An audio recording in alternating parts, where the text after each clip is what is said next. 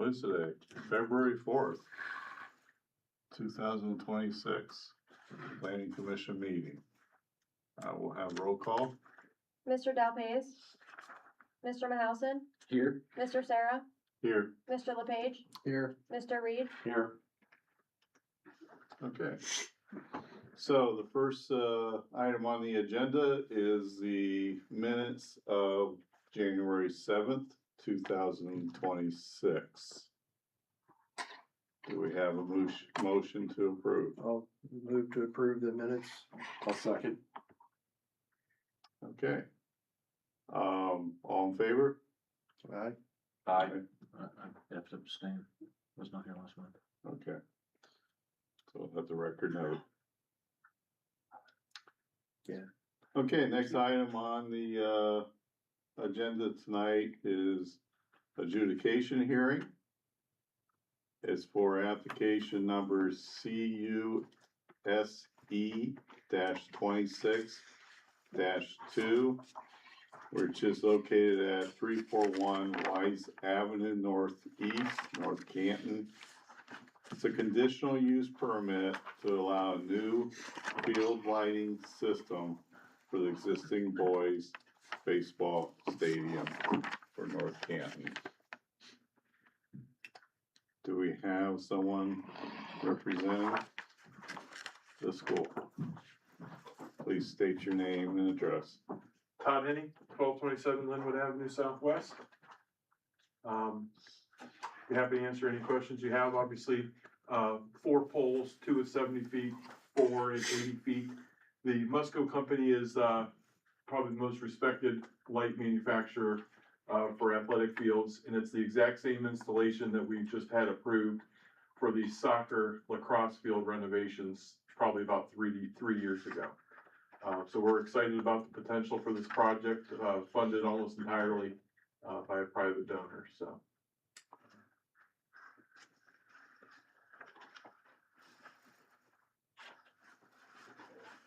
"50-foot candles is the goal for the infield and 30-foot candles for the outfield.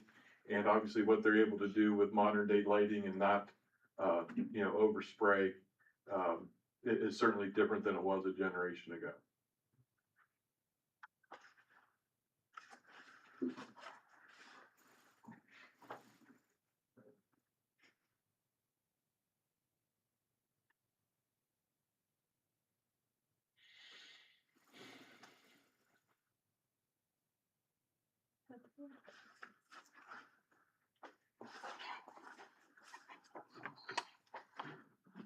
So there's a total of 6 posts? That's correct. Yeah, 2 for the infield in essence and 4 beyond the infield. So 2 beyond the outfield fence. As you can see, one's kind of cut off, but kind of at that top right-hand corner screen. And then 1 deeper than third base, where the cursor is there. And 1 deeper than first base at the bottom of your screen.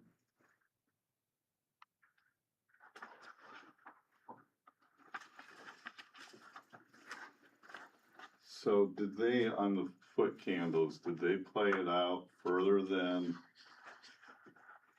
what is showing? They're showing the outfield, you said around 30, 25. Yeah, 30 is the goal. There are some that go under 30 there, yes. Did they go beyond? I guess my concern would be going toward the east. Residents, yeah. I don't think they've included that measurement. But it appears that they were hitting on the outfield 25 and 26, right where the parking lot is. That is correct, yeah.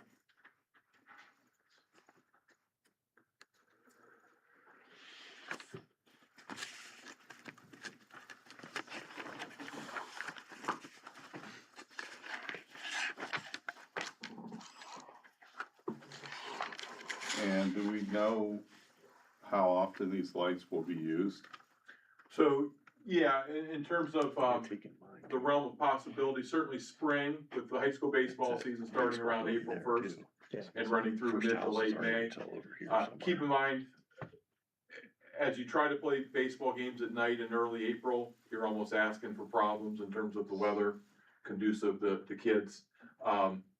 May is certainly more of a sweet spot. Now, obviously, when you get into June and July, in Ohio with the sun setting closer to 9:35, I don't see any reason to start a summer ball baseball game after 8 p.m., which puts a logical ending time at around the 10 p.m. mark.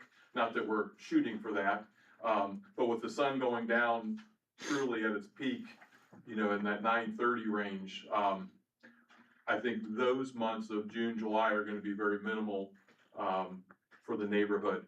August has, since we put the turf in there, we've been aggressively marketing rentals. We've had little to no rentals in the month of August. It's just high school kids are done at that point in time. Not that they're all playing football, because kids are specializing and things like that, but we've been unsuccessful renting it in the month of August for the most part. So June and July, absolutely, but Mother Nature's taking care of a lot of that with the natural sunlight. So April, certainly, I think they will try to play games there with a night start, with a 7 p.m. start, which would be a standard high school baseball time. But again, early April is gonna be tough. Mid to late April into the middle of May is gonna be more of the sweet spot for high school baseball. As far as the fall goes, we've occasionally looked at marketing for lacrosse tournaments, bringing in, bringing an outside vendor to do things like that. Haven't grown to the depth where we would ever be putting them on late at night in the fall for lacrosse. Certainly if we could, we would start with the lacrosse field up on the hill, and then obviously the varsity football field would be the next best spot, because there's no real quality stands, and when you play youth soccer and lacrosse, crossways across the outfield. But when you have high school baseball, there's really not that many games during the week, is there? So the Federal League will schedule intentionally all the league games on Tuesday, Wednesday, Okay. home and home. When varsity's home, JV's away, and then vice versa. So they're playing like a 26 game schedule over 8 weeks. So you're gonna say they're certainly gonna average 3 to 3.5 games a week, with Saturday obviously being a sweet spot to play games and things like that. So you're gonna see, 2 to 3 varsity baseball games max a week at home. Okay.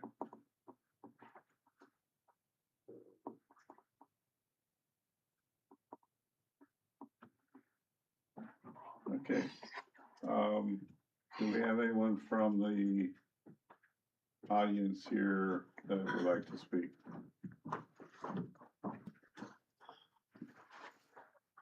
I'm all for it. I don't care.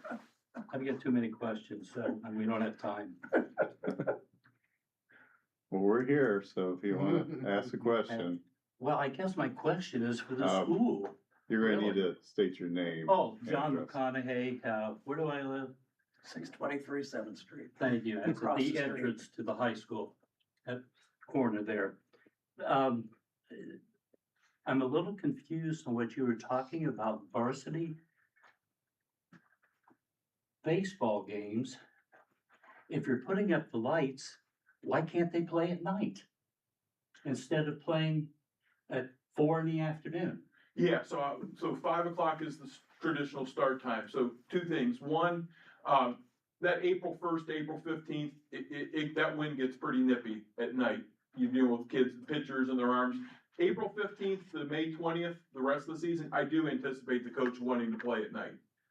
Okay. Absolutely, yeah. Now, if you're bringing in Worcester on a Thursday night, their coach may say, hey, we're playing at 5 or we're not coming because I'm not getting home at 10:30 at night on a school night. No, So that's one of those understandable. situations. All So right. there is a little bit of back and forth, but certainly is Perry gonna wanna play at 7? Yeah. Okay.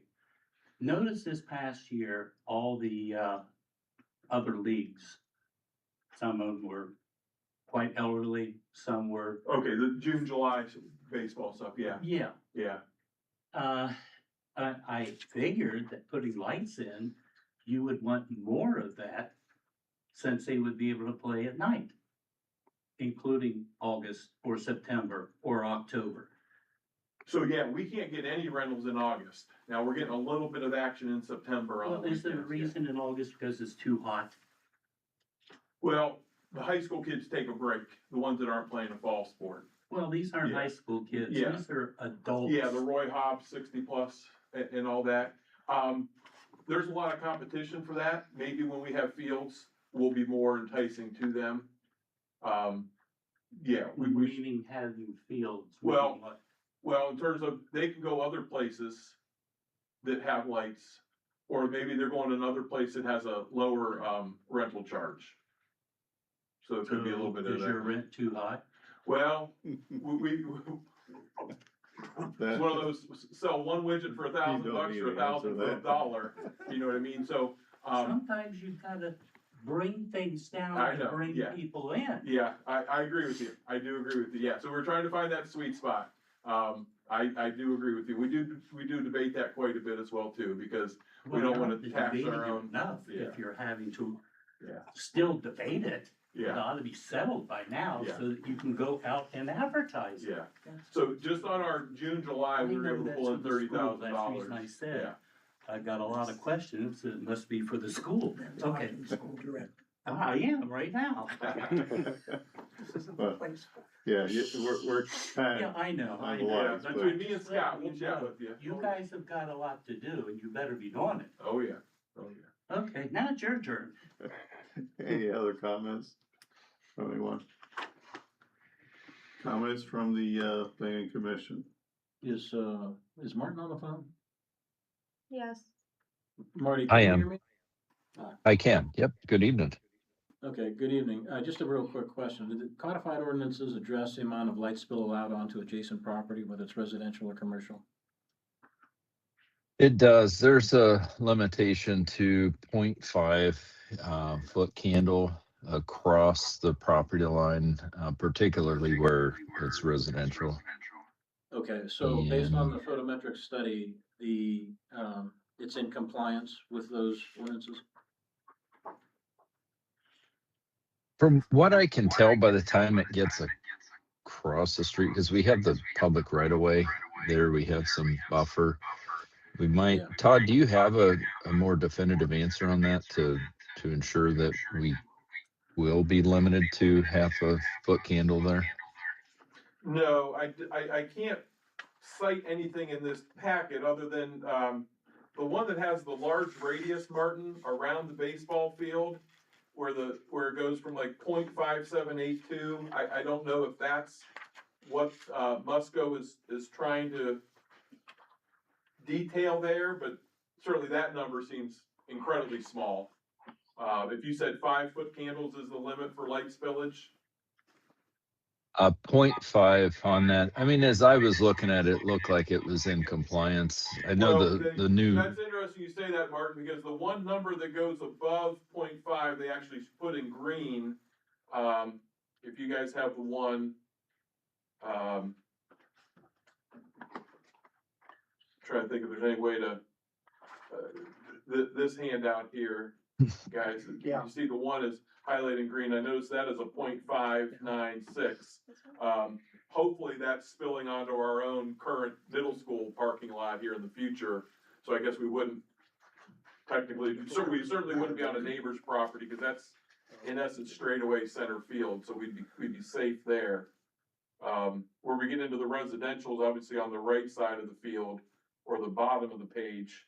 And it looks like we're pretty comfortable under that 0.5 mark.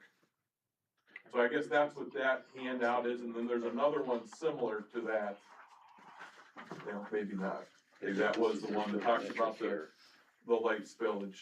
That's the photometric. If I may, the one graph you're showing, it says that the scan average is 0.0488. And that's where it shows the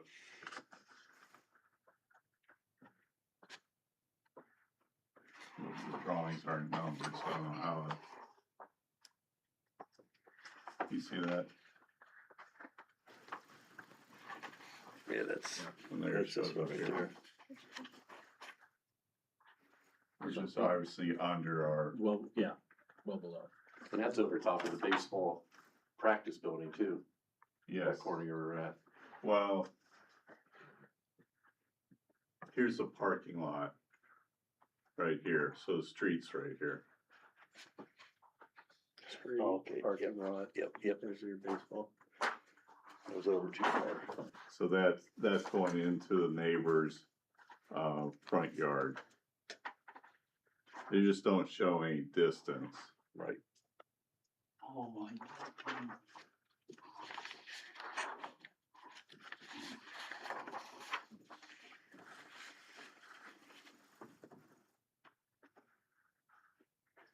That's just the drawing, not that one.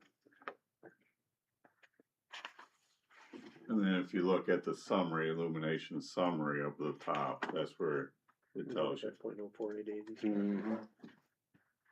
So, yeah, in theory, it should be good. I have nothing else. Okay. Any other?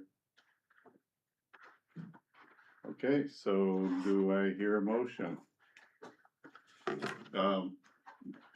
Mayor, do you wanna say anything, or, I'm sorry, I'm good with that. and Marty, you're okay? Recommendation? Yes. Staff's recommendation is for approval. Thank you. Okay, I'll motion to approve the application as submitted. I second. okay, roll call. Mr. Sarah, Yes, Mr. LePage, Yes. Mr. Reed, Yes. Mr. Mahousen, Yes. okay, passes. So the next item on here is a public hearing, and is for the development review application number DPLN-26-1, located at 351 Wise Avenue Northeast, North Canton.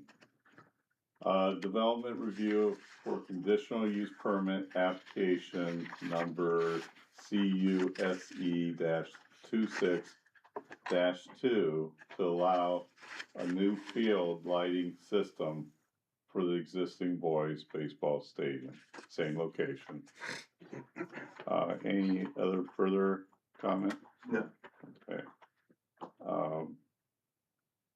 Any questions from the public? Can I get up close and look at that? Absolutely. If I can see where the Seventh Street is and Wise. Yeah. So that'll give you a relationship to what you guys were saying about the lights hitting the neighbors. And what it looks like here, it's just gonna be the people on Wise and Seventh. The one house there, it's on the hill, and some of those houses, Yeah, that's. and not ours or our neighbors. But I just need a closer look at it. Thank you. Oh, Can you pull that up? There you go. Nope, go down. that's the last one. all right, so there's that parking lot. So bring it down more to the next slide. There you go. Yeah, there's that parking lot, that's the grassy area, there's the sidewalk, Right. There's the and part- this is the street, Correct. which is Wise. And you guys are saying that it's this green area, that's the maximum? Now, can you pull down to next, there we go. So the average illumination is 0.0488. And if you look over here, you go up just a hair, there you go.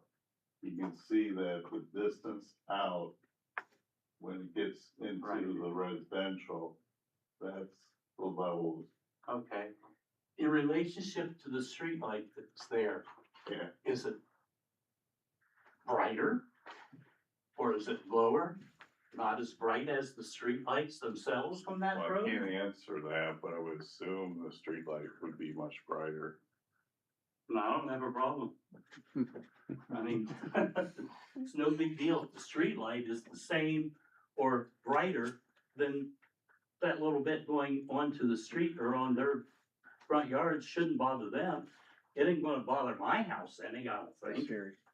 On the other end. Well, I know we are, we're at the curb up there. Go for it, you got the money, do it. That's your last chance to get the money. Any other comments from the public? Siri answered it. She'd answered her own question. Oh, of course.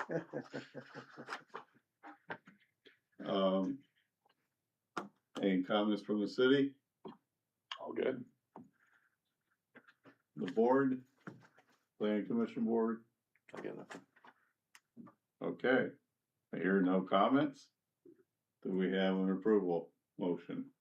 I'll move to approve development review application DPLN 26-1. I'll second. Roll call? Mr. Reed, Yes. Mr. Mahousen, Yes. Mr. Sarah, Yes. Mr. LePage, Yes. Okay. The next item is adjourned. Do we agree? Yeah, get out of your free sitting at the door. Yes? Yes. Yes. Okay, adjourned.